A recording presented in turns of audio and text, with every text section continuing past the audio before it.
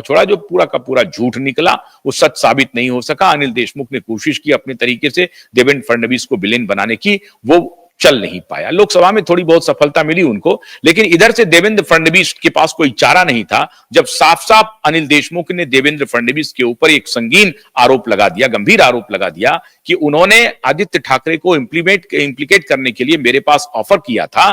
तो देवेंद्र फडणवीस के पास कोई चारा नहीं था और इसलिए देवेंद्र फडणवीस ने तब परमबीर सिंह का सहारा लिया था।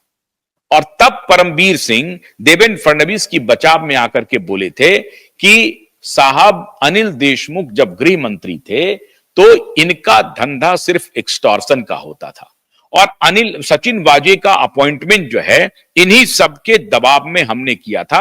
और सचिन वाजे जो एंटीलिया केस में पूरी तरह से एक्यूज्ड बना हुआ है, जिन्होंने मनसुख हिरेन की हत्या की है, वो हत्या वाले केस में भी वो इंप्लीकेटेड है ऑलरेडी सचिन वाजे।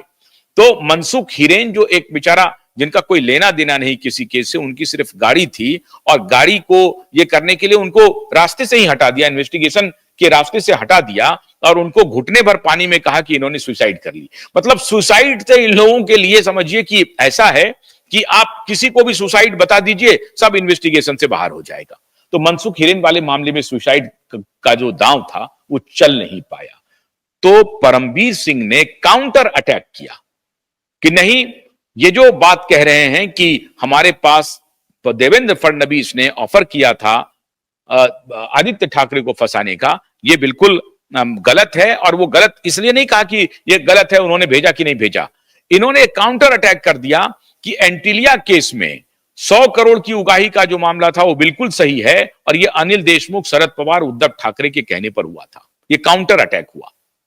मतलब एक ने डिफेम करने की कोशिश की देवेंद्र फडणवीस को, तो देवेंद्र फडणवीस ने खुद से काउंटर अटैक नहीं किया बल्कि परमबीर सिंह के हवाले से यह काउंटर अटैक करवा दिया कि अनिल देशमुख बतौर गृह मंत्री उद्धव ठाकरे और शरद पवार से सारा आदेश निर्देश लेते थे और उन्हीं के कहने पर यह पैसे की उगाही का खेल चल रहा था, जिसमें 100 करोड़ का टारगेट अकेले मुंबई से रखा गया था। पूरे महाराष्ट्र से उगाही का तो आप कल्पना ही छोड़ दीजिए, पुणे से और नासिक से और नागपुर से कितनी उगाही हो रही होगी, कोल्हापुर सोलापुर से कितनी उगाही हो रही होगी।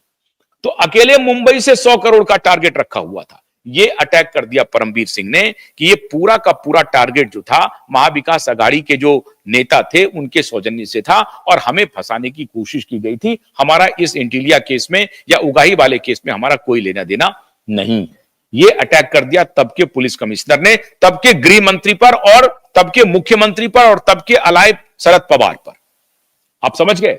तो इसलिए ये जो अटैक नॉन अटैक का जो खेल चलता रहा, अब इन लोगों को लग रहा है कि साहब ये मामला हाथ से निकल रहा है, अब बचना मुश्किल हो रहा है।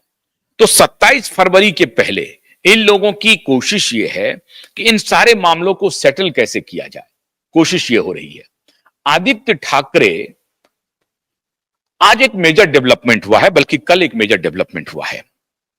मनसे के नेता से मुलाकात हुई है देवेंद्र फडणवीस की राज ठाकरे से।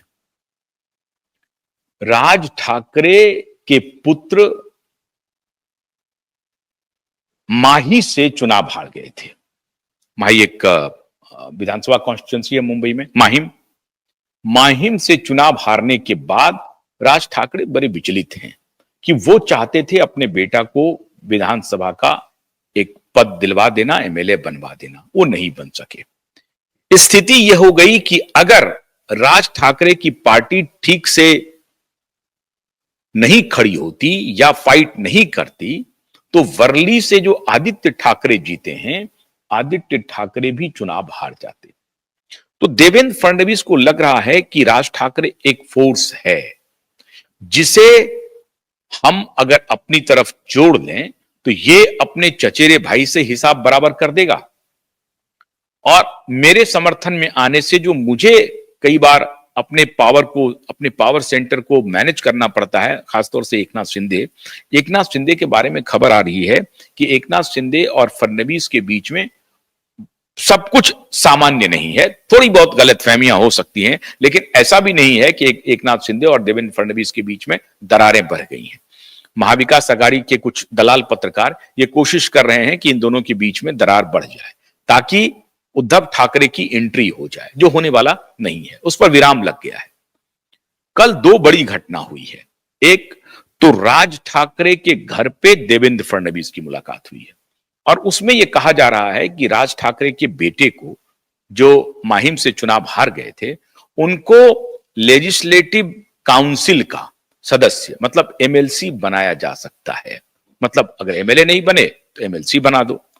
इस पर बात शायद बनी है और इससे एक होगा क्या कि जो मनसे है उसका समर्थन इनको मुंबई महानगर पालिका के चुनाव में मिलने वाला है। दूसरी बात यह हो रही है कि शिवसेना उद्धव के तीन बड़े नेता क्या, एक तो पीए कहलाते हैं नार्वेकर, मिलिंद नार्वेकर, और दो और नेता, ये दोनों मिले हैं देवेंद्र फडणवीस से, तीन नेता।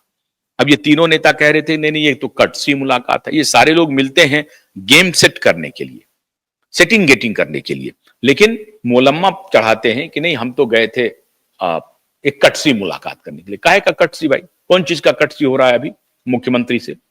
जब दोनों दो क्षेत्र में लगे हुए हो, चुनाव जीत करके आए हो, अपने अपने अपने इलाके की जनता से बात करो, तो कटसी मुलाकात करने यही मिलिंद नार्वेकर है जो पिछले दिनों भारतीय जनता एमएलए की शादी में जब उद्धव ठाकरे आए थे तो देवेंद्र फडणवीस नहीं, भारतीय जनता पार्टी के जयंत पाटिल थे वहां पर मौजूद।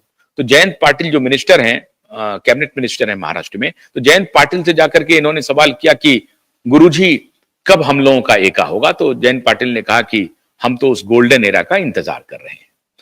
लेकिन गोल्डन एरा का इंतजार कर रहे हैं, ये बयान आया है जब गृह मंत्री ने ऑलरेडी कह दिया है कि दुश्मन को एक मौका दो, दोस्त को दो मौका दो,